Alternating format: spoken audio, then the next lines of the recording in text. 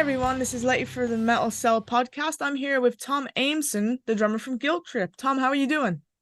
Really good. How are you? Yeah, I'm good. all good, thanks. So you and the band got to play at full force in Germany earlier in June. How was the experience? Amazing. Yeah, full force was great. We had a couple of issues getting there with the van, flat tire, etc. So we got there within like an hour of our set. But yeah, amazing crowd. Honestly, one of the best festivals we played so far as a band.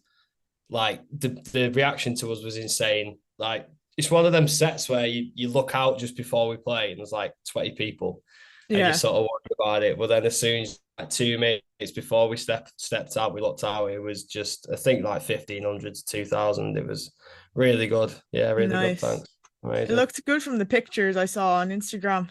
Yeah, the pictures do it justice as well. It's one of them gigs where looking at the pics, you can sort of tell how good it was.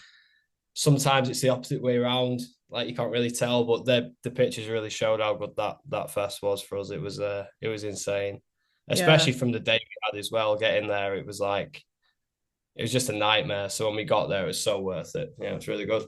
yeah. To our listeners who maybe haven't heard of you guys before, how would you describe your sound? Ooh, um, heavy. I'd say thrashy. I mean, we class ourselves as a sort of a crossover metal and hardcore band, sort of but metallic hardcore. So I'd say to people who have never listened to metal, I'd just say Slipknot. But for people who like, who know more about metal than that, then I'd say yeah, we're a mix between sort of Machine Head and a bit Metallica and probably a bit of Slipknot as well, something like that. So Yeah. yeah, but we still keep to sort of hardcore roots. We still sort of got all the main sort of riffs and styles you'd find in hardcore music. So You've got a bit of everyone doing the two step. pretty much, yeah. You can't lose that. Like if you lose that, then you're doing something wrong. Like we can never lose the two step in two step beat. So yeah, yeah. Quite a few different things. It's hard to pinpoint, but yeah. There we go. Your new album Severance is just around the corner from being released, the 22nd of September. How was the recording process for it? Really good. Yeah, we took around 3 months, 3.5 months, I reckon, to do the full thing. Yeah, really good. I mean, I started drums first in March. Took about 4 days, dead easy. And then the guitarist Jack and Sam, they recorded guitars a week or two after that with Josh from Malevolence. So he tracked the guitars in their warehouse in the little studio they've got. And that took about a week. I can't speak for Jack and Sam of how that experience was for them. I mean, recording guitars is somewhat a little more complicated than drums sometimes, I suppose. Like there's Yeah, little intricate bits and stuff that you want to go back on, and you can make the slightest mistake that's not you can't really replace. Whereas with drums, you can sort of replace them little bits here and there, can go back on it. But and then Jay, our vocalist, yeah, we sort of did everything in different areas. So I did my drums in Leeds, a place called the Nave Studios, and then Jack, like I said, Jack and Sam did the guitars in Sheffield at Malevolence's unit. And then Jay went to our producer's house. He's got a little studio in there and did the vocals once every week, sort of until July. So I think it was about 3.5, 4 months until it was finished. But yeah, it all paid off in the end. It's always a long process, but yeah, about yeah. 4 months. You Yeah, it took was your a good time with it process. anyway. Yeah, pretty much. I mean, less time than we took writing it. So that's the main thing. As long as you write it over like 8 months, you get it done with in like 3 or 4, then we sort of we don't lose any, you know what I mean? Yeah, Any for it or whatever the word, whatever the term would be. But yeah, nice. And where does the title Severance come from? it's a good question. So I can't speak for Jay's lyrics. I don't know what it necessarily means to him. I know the meaning behind it is obviously to disconnect from one thing like Yeah. disconnection from two beings severing. But we had a few titles for the album, all dotted around the different tracks. So we went between three or four of them and sort of landed on Severance at the end, which we were really happy with a couple of them at the start. And then over time they fade away and you sort of go like, oh, that's not so good, etc. And then we sort of just landed on it a few days before we were sending off for the vinyls and stuff. And we just said like Severance is perfect. It encapsulates exactly what the album is. It's a one word, straight to it sort of thing. And I think we just loved it in the end. We were too bothered messing around with all these other titles and trying to figure new things out, etc. And then I think Jay had mentioned it a few weeks before, why don't we call it Severance? We'd all sort of missed that on the group chat. And then I think one of us said, why don't we call it Severance? And he was like, I did say this. And we were like, oh, it makes perfect sense now. Yeah, let's just do that. But in terms of where it came from, I don't know what Jay's meanings behind it were, but it works really well. The title track also is like one, in our opinion, one of the best tracks on the album. So it made sense at the time to put that to that. So yeah. Yeah, it kind of speaks for itself. It's quite an intimidating title. It is. Yeah, you're right. I think that's what we sort of liked about it in the end, because a couple of the titles beforehand, I'll say this now, one of them was Reaching Paradise, which is, I think it's track 5 of this record. And that was the original name for it.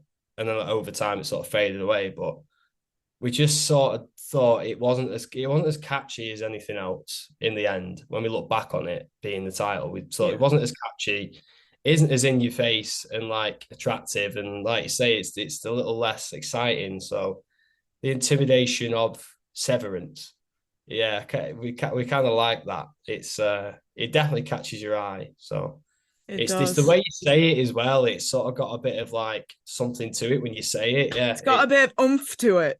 Yeah, exactly. Yeah, I think it's the S at the start. How it's quite it's quite harsh. Yeah. Yeah. If you could collaborate with any musician, dead or alive, who would it be? Oh my God. Me personally, it's a tough one. It's a really tough one because it could go from like guitarists, vocalists, drummers. You could put a supergroup together if you want. Put a supergroup together, right? Okay, so my vocalist had always. I'm a huge Alice in Chains fan, and when the lads watch this back, they're going to laugh their heads off because they'll have all guessed straight away. So Lane Staley would be my vocalist. Guitar.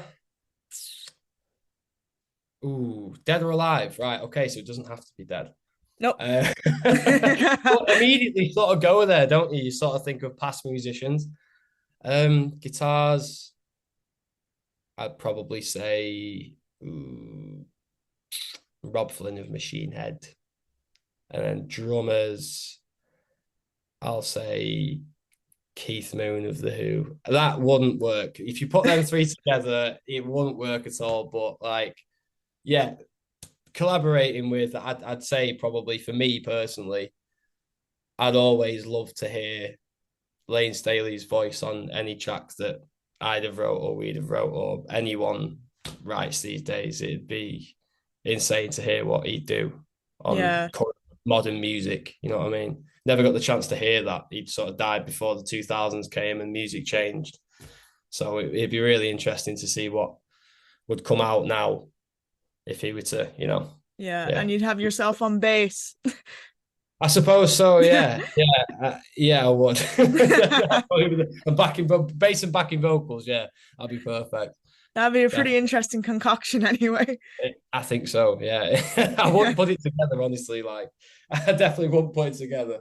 But you got me on the spot there. It's a bit of a weird mixture. But yeah, anyone to collaborate with, dead or alive, is probably Lane Staley, Alice in Chains. And yourself, are you you're the bassist or the drummer for the band? I can never remember. I'm the drummer. Yeah. Yes. Yeah. Who would your biggest drumming influences be yourself? God. Yeah, and you can just rack them off. Yeah, I mean, childhood, Keith Moon from The Who, obviously dead. Then I'd say growing up, like Joey Jordison, that's sort of everyone's go-to really when you're a kid. Yeah. Um, and then modern days, I'd say Mario from Gojira has been a huge influence over the last few years for me. Just sort of like finding drumming again because as when I was growing up, I sort of lost it a few years here and there, Yeah. lost interest and stuff. And then around 2018, I think I went and watched them. And I was just like, I need to get back on it and get better and really practice. And because like drummers like that, they practice 4 hours a day, 5 hours a Yeah. day. Stop. And it's like, right, okay, I need to sort of like at least do 10 minutes a day or like an hour a week or something. But yeah, it's tough. I've got so many that I could think of, but once you ask the question, it never comes to me. So I Yeah. think all time, probably Joey Jordison. I'll say that. Well, Chris Adler from Lamb of God. Yeah, there you go. Like he's like from when I was a kid, that he was the guy. I wanted to be him. So Because he's got a yeah, bit of everything. He's got the technicality, he's got the power. 100%. Yeah, and even then after that, like growing up, it was more like like August Burns Red, Matt Greiner, and all Yeah. the sort of gospel metal guys who were put in because I'm really into that sort of style of drumming as well, not just metal. So I think anyone that puts different things in the mixture I'm really into that. So Nice. And what sort of kit do you play yourself? Because I'm a drummer as well. yeah, nice, nice. I've got a Pearl Vision VBX kit from like 12 years ago. They're so like they're like £100 now on eBay, £150 to get the full kit, but they sound amazing. It was just before Pearl started to, I don't know, like well, not just Pearl, but any drum kit sort of like you had this like mid-range, but low mid-range that was amazing. And then they Yeah. sort of just upped everything. You can't find anything that good for that price now. So it was like a last of a dying breed of good, really cheap kits. Yeah. Because they had like the reference sort of shells, which obviously reference kits are like £3,000. And then you've got the Um, Masterworks and all that. Master kits, it's just ridiculous money, but like these kits were for the price really, really, really good. And I've had that kit since I started playing drums, so I've still got the same one. It's The proper doing workhorse. well. Also, sorry. It's a proper workhorse then. Yeah, definitely. It's seen some things that kit has. Definitely. I play a Tamar Imperial Star myself. Oh, nice, nice. What symbols? Minor. Nice, yeah. I'm a Minor guy. I've just joined the family recently, so it's Oh, perfect, congratulations. perfect little thing there. Yeah, best symbol company in the world, but yeah, nice. What the Imperial style you said the timer? A Tam Imperial Star, yeah. Nice, cool, I cool. based it off of kind of Ben Thatcher from Royal Bloods. Yeah, He's the yeah, only yeah. reason I got it because he says, "Why have one floor tom when you can have two floor toms?" So I was like, "Yeah, Mega, that's sick. Yeah. Oh, but snare as well. This has been a big influence on me growing up. I've had this snare the same sort of amount of time as the Chris Adler Black Panther. So ooh, that just having a small 12-inch snare really shapes your sound though, like growing up. I don't know why, but it sort of taught me a different way of playing than having a 14-inch snare would. yeah." So yeah, that's a massive part of my sort of DNA of drumming, I suppose. Is it Yeah, steel or wooden? it's wooden. Yeah, I Nice. can't think of what wood it is, but it's around 10, 11 years old. Really good drum. But it's Nice. Chris Adler's signature Black Panther. They don't make them anymore, but they're just like you don't find 12-inch snares often, and when you do, you've just got to try one. It's insane. Really This cool. it's the same as like you gotta try like 16-inch hi-hats or something. 100%. Yeah. Well, I think anything small is great. Like I'd try 10-inch hi-hats. I don't know why I like smaller things on a kit. Like most metal drummers will have, I mean, not these days, I suppose, but bigger toms, bigger everything, two kick drums, etc. I like having minimal amounts, small, like I'll Yeah. have quite a few cymbals, but they all have to be splashes. Like I need loads of splashes instead of like 3 crashes and 4 splashes, I'd be happy with. Yeah, I'm a big fan of small, like fast sounding cymbals, I suppose. You like challenging yourself with the sizes then. Yeah, pretty much. Yeah. Nice. Do you have a favorite album release of 2023 so far, or any that you're looking forward to? Ooh, yes. In terms of albums this year, Corpse Grinder from Cannibal Corpse solo album came out early this year, I believe. I hope it's this year and it wasn't last year because that'll obviously defeat the purpose. But yeah, really heavy. I think Jamie Jasta from Hatebreed either wrote the album and produced it with him, or there was a couple of songwriters involved. But yeah, that was really, really cool. In terms of coming up, I think Pain of Truth's album, this band from New York, hardcore band from New York, I think that's coming out like 2 days, maybe tomorrow or Friday. That's sounding really cool. And then our friends in Rough Justice. I don't know whether this album's been released this year, but under the same label as us, under Malevolence's label. I think it might be next year, but if it is this year, then that's definitely in my top ones. Nice, But nice. yeah, not been many. There's probably loads I can't think of.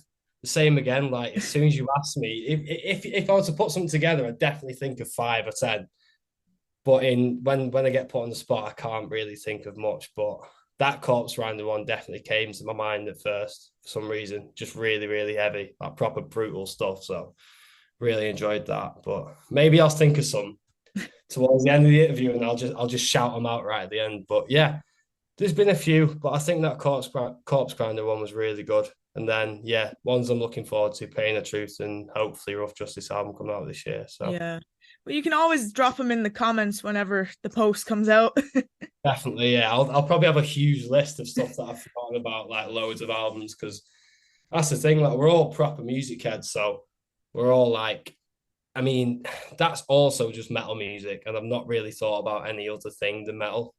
So there's probably loads of albums that I can't think of, but yeah, I'll save it for the comments definitely.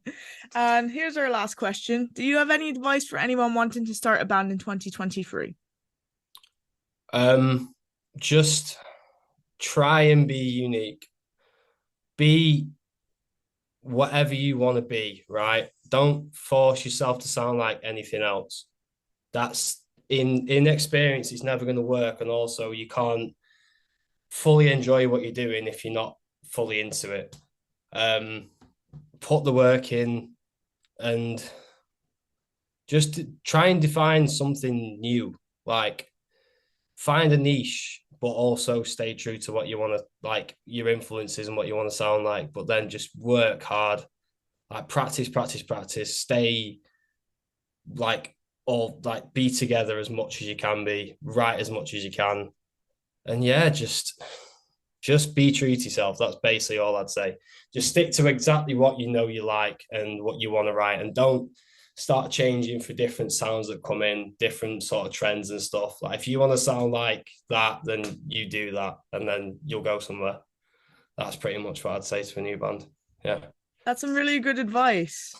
Yeah, it's I mean, like I say, it's we've all been there. We've all tried things. We've all tried to sound like whatever's new and sort of popular at the time. And sometimes it really doesn't work in your favor, you know, and you've just got to stick to what you love and what you know. Because you at the end of the day, if you're not being true to yourself, then no one else is going to see that at all. Like that no one's going to understand you if you're not true to yourself. So that's the biggest advice I'd give to anyone, really. That's it. That's some really good advice, Tom. Thank you so much for sitting down and doing this interview with me. No worries. Thank you for having me. Appreciate it. No problem. And Severance is at the 22nd of September. That's the one. Thank you.